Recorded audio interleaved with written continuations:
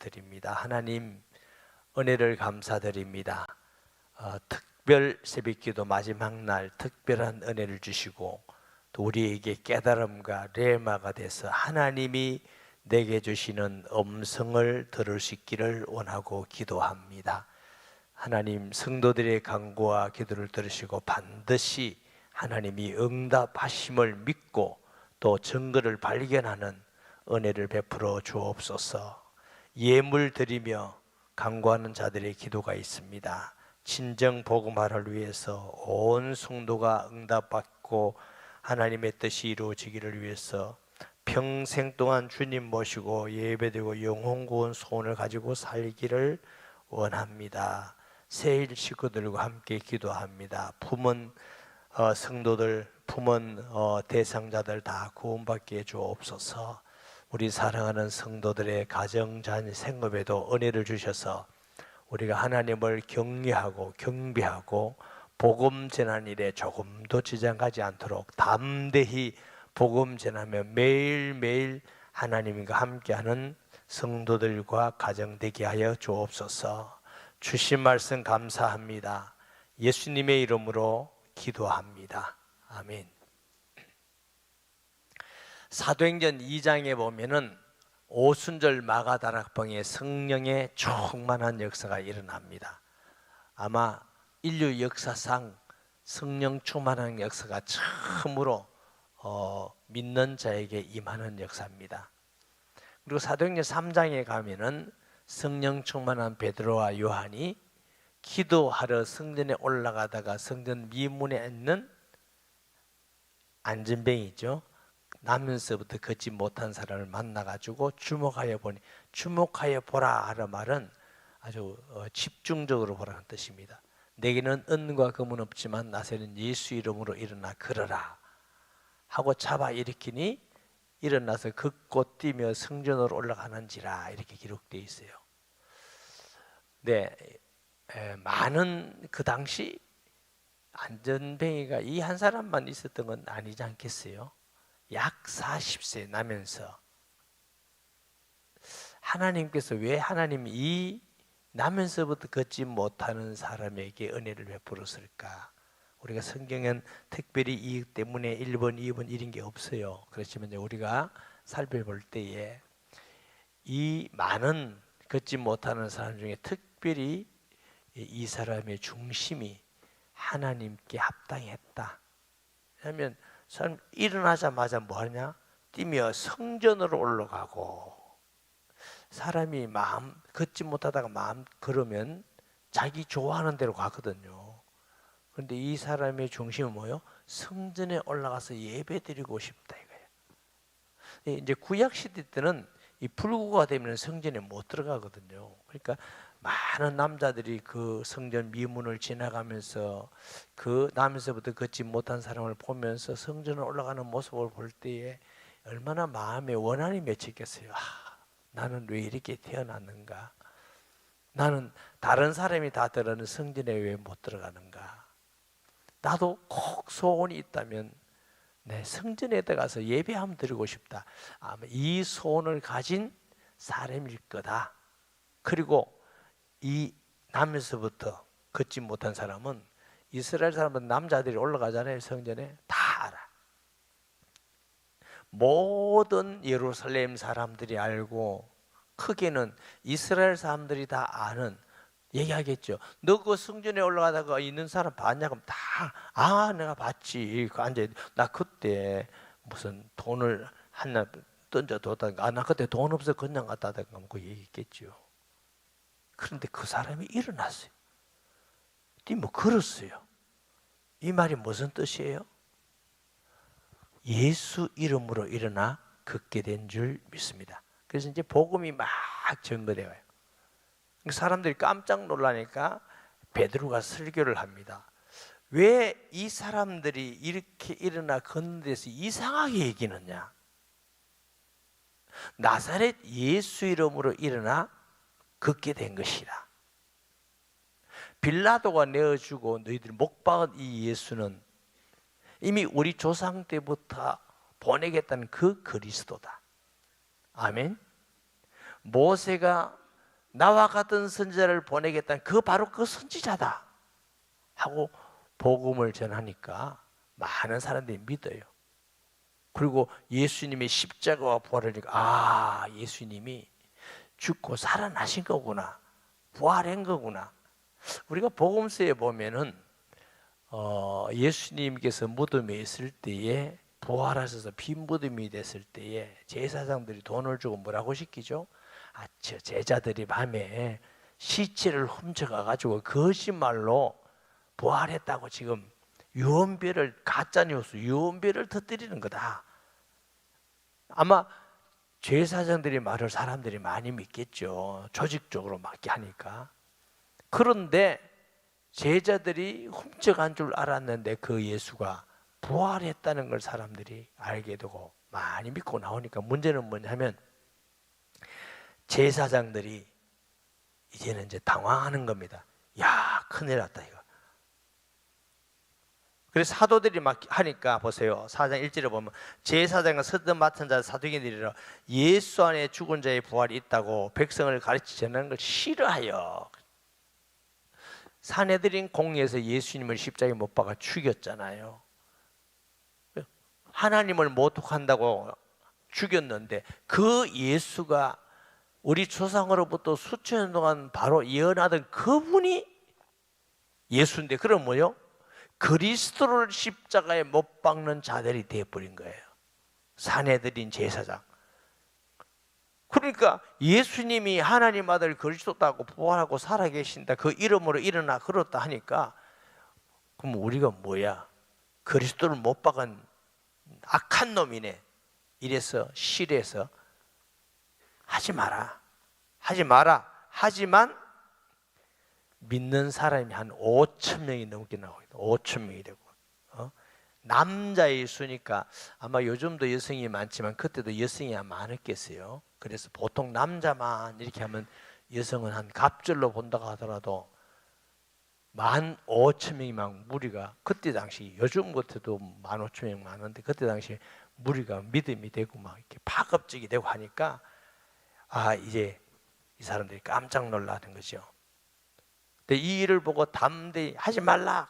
우리가 하나님 앞에 사람 말더니 옳은 거 하고 담대히 예수가 그리스도고 너희들이 십자가에 못 박은 그 예수가 하나님이 살리셨느니라. 이렇게 이제 복음을 전해요. 복음을 전하니까 제사장들이 가만히 있는 게 잡아가는 거죠. 잡아가지고 협박하는 거예요. 예수 이름으로 말하지도 말고 전하지도 마라. 아까 제가 뭐라 그랬죠? 예수님이 하나님 아들 그리스도여 죽었다가 살아났다고 증거하는 것은 자기들이 그리스도를 십자가에 못 박은 가장 악한 죄인이 되는 겁니다. 그러면 여러분은 제사장이 아니지만 여러분이 제사장 같으면 그대로 두겠어요? 하지 말라 하겠어요? 에? 제사장 맞네. 하지 말라 하겠죠. 당연히 제사장 같으면. 그러니까 막 길을 쓰고 하지 말라는 거야. 왜? 아니 우리가 그리스도를 십자가에 못 박은 악한 자가 되니까 하지 말라고. 다른 이름으로서는 구원을 얻을 수 없나니 천하 인간의 구원 얻을 만한 다른 우리에게 주신 일이 없음이니라. 자, 분위기를 보세요. 하나님의 성령에 충만했죠. 기적이 일어났죠. 성령 충만한 역사가 일어나죠. 사람들이 믿고 돌아오죠. 설교에 은혜 받고 믿는 사람이 많아지죠.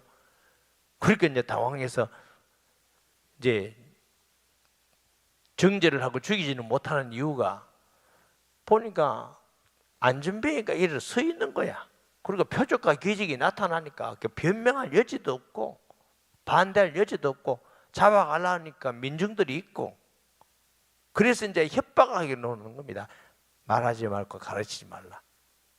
이 협박을 받고 이제 사도들이 놓였어요. 사도들이 놓이고 사도들이 잡혀갔다는 소리를 들으면은 당시 성도들은 가만히 있겠어요? 기도하겠어요? 기도하고 있겠죠. 사도행전 12장에도 보면 베드로가 옥에 갇혔는데 온 예루살렘 교회는 뭐 하더라? 기도하더라. 예를 들면은 뭐 지금은 그런 일이 없지만 제가 예수님 전하다가 잡혀 감옥에 있다 이러면 여러분은 그냥 자고 있겠어요? 기도하겠어요? 이제 물어봤으니까 기도하겠죠. 그러니 저는 뭐 사도도 아닌데 베드로 사도가 갇혀 있고, 그것도 분위기가 어떠냐면 그 11장에 보면 야고보가 순교를 해요. 최초 순교를 합니다. 야고보가 순교를 하고 나니까 사람들이 막 헤롯에 대해서 인기가 올라가요.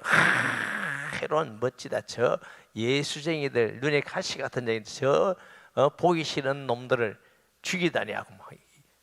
아니 그러니까 이제 유대인들이 막 환호를 하는 거야. 멋진 왕이다, 왕이다 하니까, 한 놈 더 죽이면 내가 더 인기 올라가겠구나. 그 한 놈이 누구요? 베드로를 잡아놨는 거예요. 그래서 베드로를 죽이려고 그러는데, 잡아놨는데 온 교회가 기도하죠. 온 교회가 기도하죠. 근데 하나님이 막 창고를 열고 하나님 베드로를 살려주신 걸 보시는데, 그런 성령 초대교회 분위기 가운데 말하지도 말고 전하지도 말하고 잡을 수는 없고서 내놨더니, 그러니 그 본문이 23절입니다. 사도들이 노임에 그 동료에게 가서 제사장들과 장로들의 말을 다 알리니, 제사장들이 이래 하더라. 말하지도 말고 가르치지도 말라 하더라. 그러면 너 죽었다 하더라. 잡아간다 하더라. 죽인다 하더라. 뭐 이런 협박을 얘기했겠죠. 그 말을 들은 성도들은 가만히 있었겠어요? 더 열심히 기도했겠어요? 더 열심히 기도해요. 그들이 듣고 한 마음으로 하나님께 소리를 높여 이르되 대주제여 천지와 바다와 그 가운데 만물을 지으신 이시여. 이 성경을 보고 기독교 역사를 보면 아주 아이러니한 게 있습니다. 너무나 편하고 너무나 자유로울 때는 기독교가 자꾸 쇠퇴해 갑니다. 대부분. 그런데 핍박이 있고 고난이 있고 죽음이 있고 막 이럴 때마다 기독교가 막 부흥합니다. 이거 왜 그렇게 했어요? 기독교는 핍박을 먹고 삽니까? 핍박 시대마다 복음이 힘있게 증거되고 기적이 일어나고 표적이 일어나고 편안하면은 자꾸 허물허물해져요. 요즘도 한국교회가 세계교회가 허물허물해지는 중입니다. 허물허물 묵사발같이. 왜 그러냐면 예수 믿기 편해서가 아닙니다. 첫째, 인간은요 부패되어 있어요. 저도 여러분들도 너무 거룩하다고 생각하지 마세요. 우리가 은혜 안 받고 기도 안 하고 말씀 읽고 순종 안 하면 자꾸 다른 생각이 들어요. 육신적인 게 커집니다. 그러니 자유롭고 편하면 자꾸 육신적인 큰 일을 자꾸 쫓아가게 돼요. 그러면 이제 믿음이 떨어지면 자꾸 예배도 소홀해지고 기도도 소홀해지고 전도도 소홀해지고, 그래서 일어나는 현상입니다. 자, 핍박이 일어나면 뭐 해요? 놀러 갈 데 없잖아. 돈도 없잖아. 고난이 오고 핍박이 오면 뭐 하냐? 같이 모여서 기도하잖아. 누굴 바라보고? 오직 예수만 바라보잖아. 바라볼 데가 없어. 오직 예수만 바라보고 기도하고 예수 이름으로 모이고 예수 이름으로 은혜 받고, 그러면 하나님의 역사가 일어나기 시작합니다. 그러면 은혜가 있고 성령 충만하고 복음이 증거되고, 그래서 핍박대일수록 오히려 복음이 더 힘있게 증거됐는데, 그것은 우리 인간의 부패성인데 우리가 이것을 이겨나가는 교회와 성도가 하나님께서 보실 때 기뻐하는 성도라고 믿습니다. 맨날 핍박받고 가난하게 살고 어렵게 살고 이래야 복음 증거되고 이렇다면은 그거 안 좋은 거 아니에요. 물론 사람이니까. 그래서 제가 다윗이라는 사람을 성경 중에서 좋아한다고 그랬죠. 이유는 뭐 바울도 좋아하고 다 좋아해요. 신약에서는 바울 좋아하고 구약에서는 아브라함도 좋지만 다윗이 특별히 마음에 와닿는 게 뭐냐 하면은 다윗은 다 가지고 있습니다. 왕이 권세 있지, 돈 있지, 군대 있지, 하여튼 모든 것, 사람이 가질 수 있는 거 다 가지고 있는데 항상 그 마음은 돈도 명예도 권력도 왕자리도 아무것도 없는 같이 하나님 앞에 나아갈 때는 홀홀단신으로 죄인으로 늘 하나님께 나아가는 모습이 정말 하나님이 기뻐하는 모습이다. 성경에 하나님이 나의 벗이라고 호칭한 사람은 아브라함밖에 없고요. 내 마음에 꼭 든다. 어쩌면 내 마음에 이리 드냐 하는 사람은 다윗밖에 없습니다. 거의 권력 있는 사람 다 무너지잖아요. 돈 많으면 다 무너지잖아요. 근데 다윗은 여전히 하나님께 죄를 지으면 성전에 가서 회개하고 통회하고 눈물로 베개를 적시면서 기도하고, 전쟁 있기 전에 하나님께 나아가 기도하고, 문제가 있기 전에 나가서 하나님께 묻고, 나의 왕, 나의 하나님이여, 하나님은 나의 왕이십니다. 내가 왕이 아닙니다. 나는 하나님의 종일 뿐이지 하나님이 나의 왕입니다. 이런 마음으로 다윗이 늘 기도했던 걸 우리가 보게 되는데, 저도 그렇고 여러분들도 다윗 같으면 좋겠어요. 여러분이 하나님께서 물질도 주시고 건강도 주시고 권세도 주고 다 주셔도 이거 아무것도 아니야. 오직 나의 힘은 여호와야. 나의 힘이 되신 여호와여, 내가 주를 사랑하나이다. 이게 다윗의 고백입니다. 나의 반석이시오 구원의 뿌리시오 요새시오 산성이시로다. 아멘. 그래서 초대교회가 이런 핍박 속에 모여서 한마음이 된 거예요. 핍박을 하니까 한마음이 된 거예요. 한마음이 돼서 기도했더니, 또 주의 종 기도의 제목입니다. 우리 조상 다윗의 입을 통하여 성령으로 말씀하시기를, 어찌 열방이 분노하며 허사를 경영하는고, 세상의 권한들이 났으며 관리들이 함께 모여 주와 그리스도를 대적하는도다 하는 이로소이다. 과연 헤롯과 본디오 빌라도는 이 이방인과 이스라엘 백성과 합세하여 하나님께서 기름 부은 거룩한 종을 거스려 하나님의 권능과 뜻을 이루려고 예정하신 것을 행하려고 이 성에 모였나이다. 주여, 이제도 그들의 위협함을 굽어보시옵고, 또 종들로 하여금 담대히 하나님의 말씀을 전하게 하여 주시오며, 손을 들어 병 낫게 하시옵고, 표적과 기사가 거룩한 종 예수의 이름으로 이루어지게 하옵소서하더라. 비기를 다음에 모인 것이 진동하더니 무리가 다 성령이 충만하여 담대히 하나님의 말씀을 전하니라. 오늘 본문의 제목은 하나님의 말씀을 전하니라. 하나님께서 성전 미문에 나면서부터 앉아있는 그 앉음을 일으키는 목적은 그 사람에 대한 개인적인 목적도 있습니다. 아까 말씀드렸죠. 많은 사람들 중에 그 중심을 보시고 그 사람을 택하셨다. 둘째는 뭐요? 이 나면서부터 걷지 못한 사람이 일어났다는 것은 예수님이 하나님 아들 그리스도고 부활하여 살아계심이 증거되는 사건이 이 기적입니다.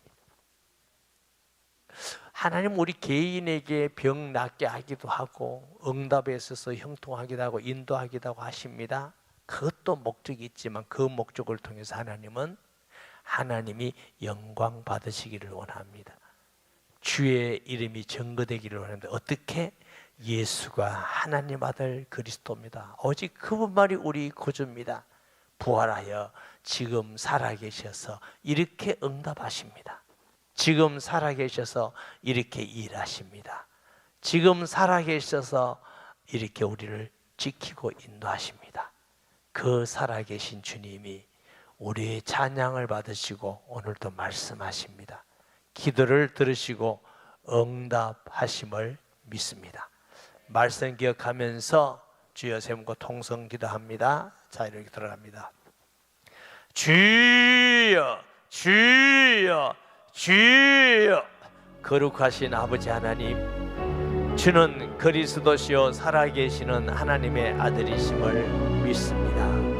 하나님 아버지, 하나님께서 오늘도 우리의 기도와 찬양을 받으시고 응답하실 것을 믿습니다.